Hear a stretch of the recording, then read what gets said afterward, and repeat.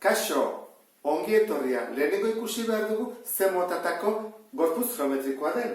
Ikusten duzu bezala piramide bata eta behan lau alde ditu. Eta lau aldeak berdinak direlako eta angelu zuzenak direlako, orduan karratu bat da. Ze galdetzen digute, aputema, tematen digute ertzaren luzera, 50, hemen lau ertz daude, horietako bakoitza da 50-rekoa, eta altura 30. Altura, baina piramidarena. Erpin honetatik beko aurpegira zuta. Orduan hori behin dezakegula. Zuta bat, goitibela. Eta hori izango litzake 30 zentimetro. Baina galdetzen digutena apotema da. Gogoratzen zehaz zer den apotema? Apotema da. Nik hartzen baldin badut. Triangelu batean, adibidez hemen, erdiko bidetik goiko erpinera doan marra zuzena. Elkartzen dut. Eta hori izango litzake apotema. Orduan, apotemoi kalkulatzeko ikusten dezun bezala bi datu behar ditugu. Triangelu zuzen bat egiten badugu, adibidez, triangelu hau, izango litzake hau jakin eta hau. Bi hau jakin da, eta hau angelu zuzena delako, ateako genuke apotema. Orduan, gure lan guztia, hasieran izango da aurkitzea aldearen erdia zen baten. Nola kalkulatu alde baten erdia? Hortarako ditugu beste bi datu hauek. Altura eta ertza. Elkartzen baitut, altura eta ertza, begira ze gertatzen den. Elkartzen baitut. Zer gertatzen da? Beste triangelu bat dagoela. Hemen doa bera, horrela, eta hori angelu zuzena dela. Zergatik? Piramide hau zuzena delako. Baldin bada, 6 arraia desberdina da. Zuzena denez, erresago da, hau angelu zuzena da.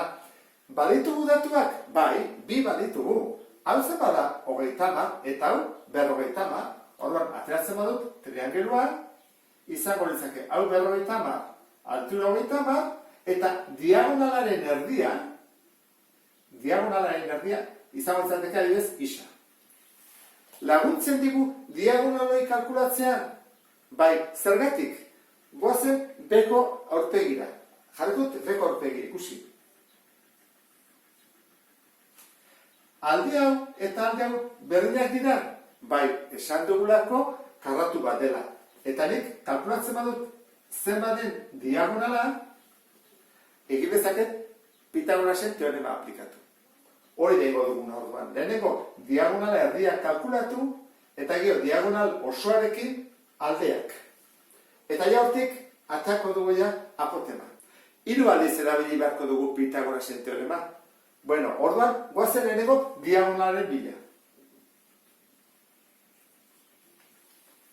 Hasiko gara. 50 berdi, ze hau da denetan luzena, dudarik gabe, ezta? 30 berdi, gehi isa berdi. Hauek katetoak dira. Horran, hau da 2500, berdin, 900 gehi isa berdi, ken zen baldi badugu, 2500, ken 900, atatzen zegu 1600, eta berretz nahi dena, errotzen pasatzen dugu, hori izango litzake 40. Horrak, gu badakigu, isa 40 dela. Diagonala orduan zen bada. Diagonala izango da, bikoitza, zena zentrotik horrean joana 40, beste 40, 80. Horrak, diagonala 80 zentimetro dira. Gu badakigu horrean hau dela, 80.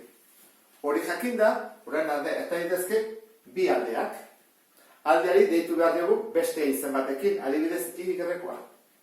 I eta I. Ingo dugu, 80 berbi, berdin I berbi, gehi I berbi. 80 bider 80, 6.000. Eta I berbi, gehi I berbi, bi I berbi. batutzen dira, eta letazko zatia berdin mantentzen da. Bat gehi bat, bi. Bidertzen dagona, pasatzen dugu zatitzen. Orduan, honen erdia kalkulatuko dugu, 3.200, eta berretzen aidena errotzen. 56,57 zentimetro. Hori zer da alde bakoitza. Orduan, aldea, berdin, hori. Diagonala kalkulatu dugu, aldea kalkulatu dugu, orain joan gaitezke gure triangeluara, hasierako triangelura. Orain bai ditugula apotemaren triangeluaren bi datuak. Jartzen ditut hemen datuak. Hau zen bada, esan dugu dela ertza, 50. Eta hau, aldearen erdia, honen erdia. Borobilduta, 28,29. Eta hau, apotema. Zein da hirutan hipotenusa, hau ez da, horrengo dugu. 50 berbi, berdin. A berbi, gehi, 28,29 berbi. Egingo duguna izango da, batutzen dagona, kentzen pasa,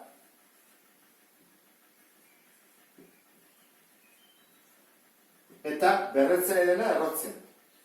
Ikusten duzu bezala, pauso oso bat eman dut, eta erautara erresagungo dugu, kalkulariko helua sartuko dena.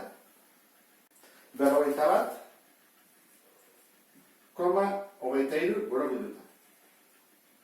Uizan uzateke apotena. Eta honekin iritsik ikusi duzu bezala, honek lan luzea eskatzen du, Pitagorasen teorema 3 aldiz aplikatu dugu, baina zailena da ulertzea hemen nun dauden 3 triangelu angelu zuzenak. Honekin bukatzen dut, beste bat arte, agur.